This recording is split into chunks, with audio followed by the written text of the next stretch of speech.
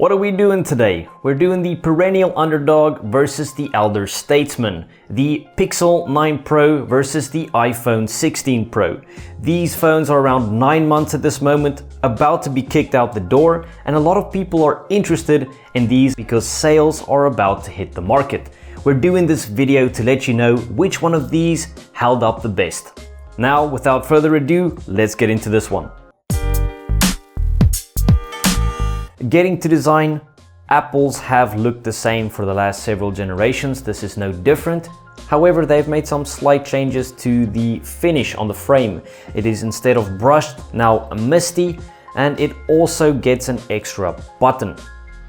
I do feel for some reason that the fact that they made it a little bit larger in general to encompass a bigger screen has made it easier to hold. It doesn't feel as slippery. And I feel that this one is a bit more comfortable than the previous generation. Other than that, everything is exactly as it was with the change on the titanium rails. Now, the Pixel. They've made a lot more wholesale changes on this device. They've changed the visor to a pill and they've flattened the edges. Now, they had danger with this because they could lose their identity, but they haven't. It still looks like a Pixel, but it looks like the best Pixel they've ever made. Definitely the most premium device that they've produced. Feels great in the hand. That similar shape as the iPhone. It's really similar to the iPhone actually. It feels quite identical in the hand. I think the design is perfect. The feel is perfect. Just wish the rails would not be glossy. That's all. But everything else, I think this is actually a bit more exciting than the iPhone for me. I really enjoyed it.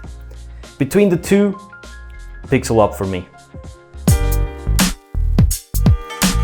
The window of interaction with our pocket-dwelling friends. So they both have a 6.3-inch display, respectively. On paper, you can see that these are basically identical, apart from some differences in the PPI and max brightness. The 3000 nits on the Pixel is brighter than the 2000 max on the iPhone, and it also has more pixel density. However, some interactions are better on the iPhone, especially when you're not using a cover.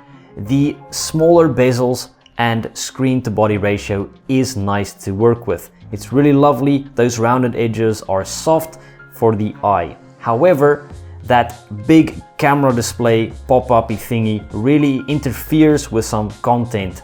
It's just such a shame because I think they've gotten this display really perfect in terms of the aspects and the sides. However, I would have to go with the Pixel just because I don't want my content to be disturbed by that eyesore.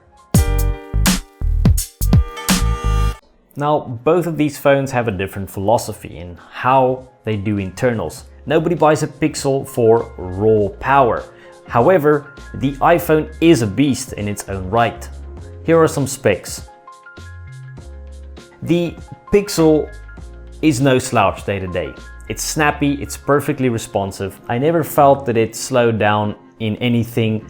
However, there were some tiny situations, such as the camera app. Sometimes when you're zooming between the different lenses, it takes a little bit longer than I would expect to make that zoom happen. Gaming is another area where if you max out the specs, you will see some drop frames and your experience will be less than on the iPhone 16 Pro. However, in all other tasks, opening apps and requests, it is snappy, fast and responsive, a joy to use.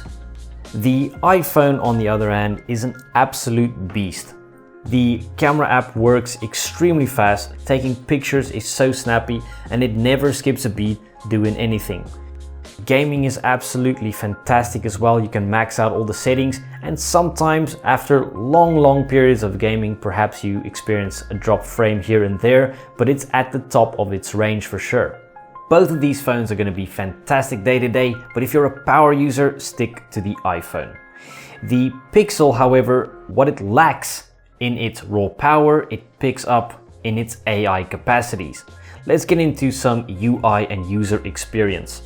You know, in terms of Android, it was always known as the clutter droid, whereas iPhone was seen as the one that gave you a more flawless experience, streamlined.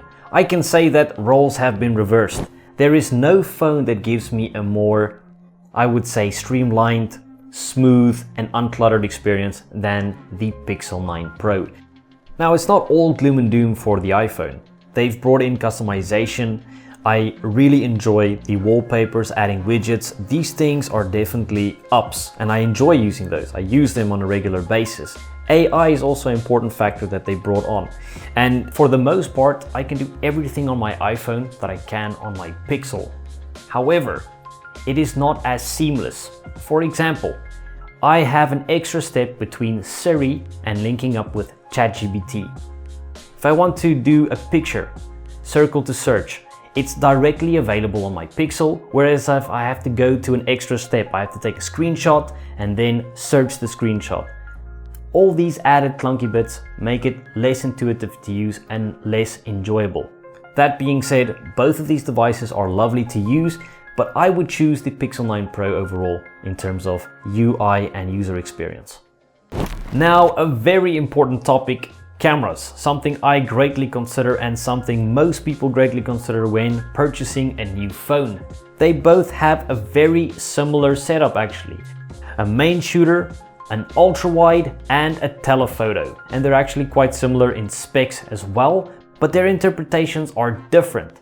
The Pixel, in its general shooting, focuses more on what the user wants to see, or Pixel's interpretation of what is pleasing to the most people. Now, I enjoy those interpretations. Sometimes they go a bit too far, adding a little bit of blue sky that wasn't there. If you take these pictures separately from the situation that they were taken in, they look fantastic. But when you're there in person, the situation isn't always that fairly represented, adding a little bit of artistic touch from time to time. Whereas the picture on the iPhone is far more true to life. They give great detail and afterwards you can process the picture as you want. But in general, from pointing and shooting to posting, the Pixel does a little bit of a better job in terms of just pointing and shooting.